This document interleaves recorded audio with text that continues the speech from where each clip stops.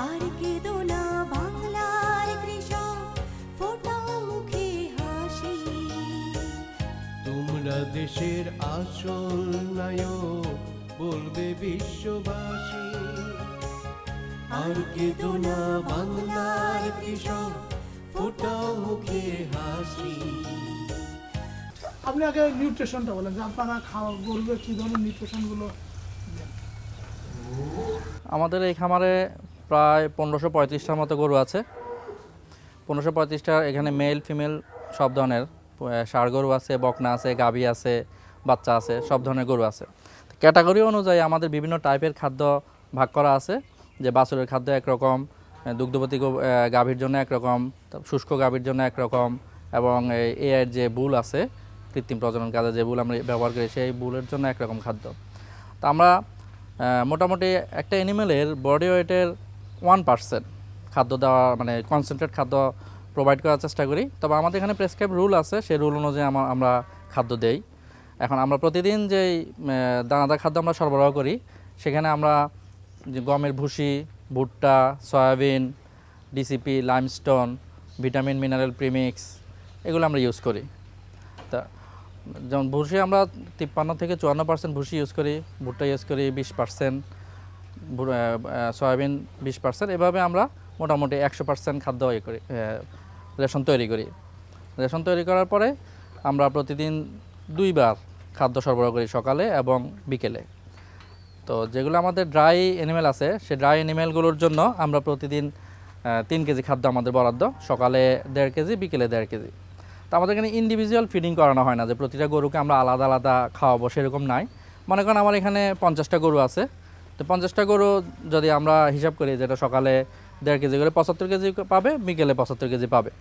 তো এখানে যে রাখাল কাজ করে, সেই রাখাল সে 75 কেজি দানাদার খাদ্য নিয়ে এসে এগুলোকে প্রোভাইড করে। একইভাবে যেখানে যে পরিমাণ গরু আছে সেই পরিমাণ খাদ্য হিসাব করে আমরা সেটা সরবরাহ করি। আর দুধের গরুর ক্ষেত্রে আমরা ওইখানে মিল্ক প্রোডাকশনের ওপর খাদ্যের একটা ইফেক্ট আছে। তো সেখানে যে গরু দুধ উৎপাদন বেশি, সেগুলোকে আমরা বেশি খাদ্য সরবরাহ করি। যেমন আমাদের এখানে যে গোয়ালারা দুধ দহন করে, প্রত্যেক গোয়ালা 10 থেকে 11টা গরুর দুধ দহন করে।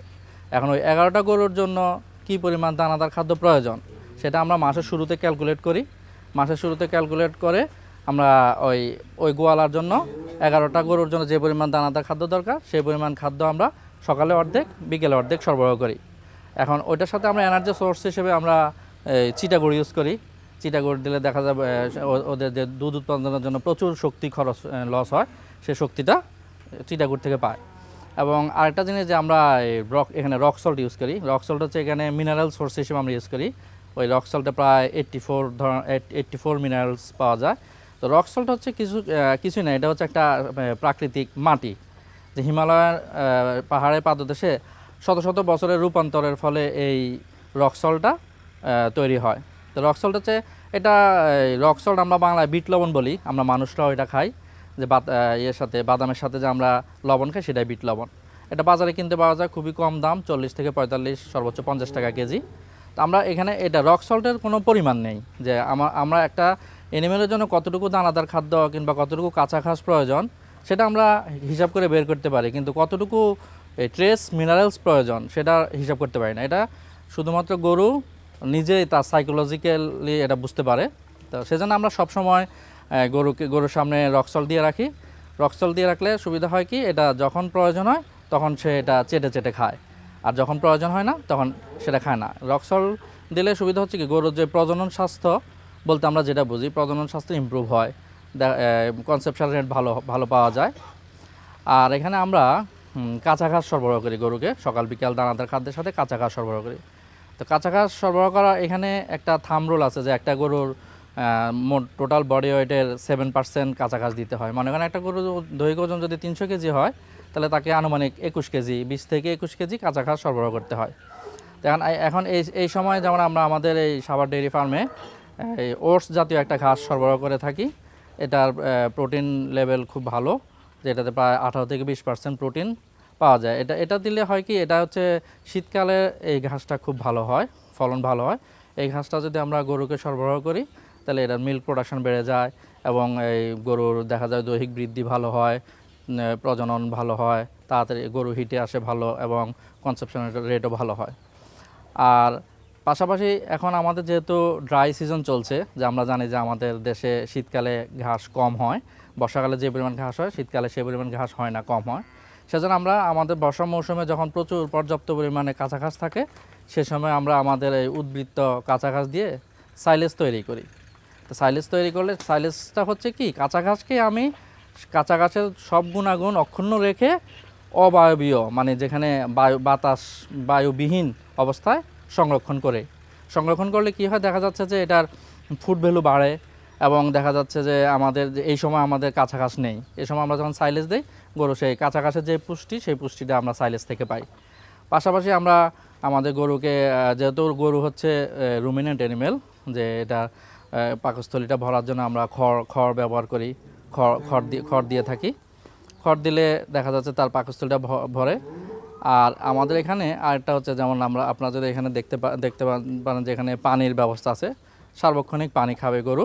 এখানে গরু পানি এবং দানাদার খাদ্য সবসময় আলাদা খায়, যে যখন দানাদার খাদ্য খাবে তার সাথে পানি মিক্স করে খাওয়ানো, এটা গরুর যে কমফোর্টনেস আছে সেই কমফোর্টনেসটা গরুর হ্যাম্পার করে, গরু স্বাচ্ছন্দ্য বোধ করে না। আমরা যেমন মানুষরাও একসাথে যদি ডাল ভাত সব মিক্স করে খাই, যেমন আমাদেরও ভালো লাগে না, সেরকম গরুরও একই রকম। গরু যখন আমরা দেখা যাবে যে গরুর চারি ভরে পানি দিয়ে যদি দানাদার খাদ্য দেই, দেখা যাচ্ছে গরু যদি নাক ডুবিয়ে খায়, আমার শ্বাস প্রশ্বাসের সমস্যা হয়, বা নাকের মধ্যে দেখা যাবে এই শ্বাসনালীতে পানি ঢুকে যেতে পারে। সেজন্য এখানে পানি আমরা এবং বিশুদ্ধ পানি, যে আমরা যে পানি খাই ঠিক সেই পানি আমরা গরুকে প্রোভাইড করি। তো এখানে সবসময় বিশুদ্ধ পানি থাকে, যখন গরুর প্রয়োজন হয় তখন সে পানি খায়, আর যখন প্রয়োজন হয় না তখন সে খাবে না। এবং আমরা সার্বক্ষণিক আমাদের মানে এটা হচ্ছে আমাদের সাভার ডেয়ারি ফার্মের ওভারঅল নিউট্রিশনটা, মানে আমরা গরুর যে নিউট্রিশন প্রয়োজন, পুষ্টি প্রয়োজন, সেই পুষ্টি ব্যবস্থাপনাটা আমরা এইভাবেই প্রত্যেকদিন সরবরাহ করে থাকি। শুকনো খড় আপনার দেখতে পাচ্ছি প্রচুর পরিমাণে শুকনো খড়, এই যে শুকনো খড়ের খাওয়ানোর নিয়মটা কি? শুকনো খড় আমাদের এখানে আমাদের ফার্মে আমরা কাঁচা ঘাসের সাথে, আর যেহেতু এখন আমরা সাইলেজ খাওয়াচ্ছি শীতের সময়, যেহেতু কাঁচা ঘাসের স্বল্পতা আছে, সেজন্য আমরা সাইলেজ খাওয়াই। সাইলেজ এখন এবং এই সময় আমাদের যে ঘাস ওটস ঘাস আছে, সেই ওটস ঘাসে বেশি খাওয়ালে দেখা যাচ্ছে যে গরুর পায়খানাটা পাতলা হয়, তো ওটার পাতলা পায়খানা হওয়ার সম্ভাবনা থাকে। সেজন্য আমরা পাশাপাশি খড় খাওয়াই।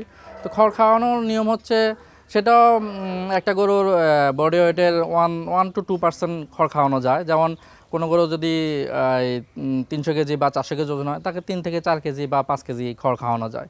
তো খড়টা হলে সুবিধা হচ্ছে কি, গরুর পাকস্থলীটাও পরিপূর্ণ থাকে এবং কোনো ধরনের গ্যাস ফর্ম করে না, গরু স্বাচ্ছন্দ্য বোধ করে।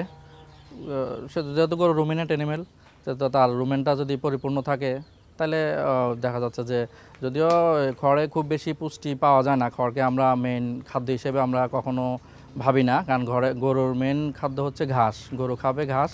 তো যেহেতু ঘাস আমরা পর্যাপ্ত পরিমাণ সরবরাহ যদি করতে না পারি, তখন আমরা বিকল্প হিসেবে খড় ইউজ করতে পারি, সেজন্য আমরা কিছু পরিমাণ খড় খাওয়াই।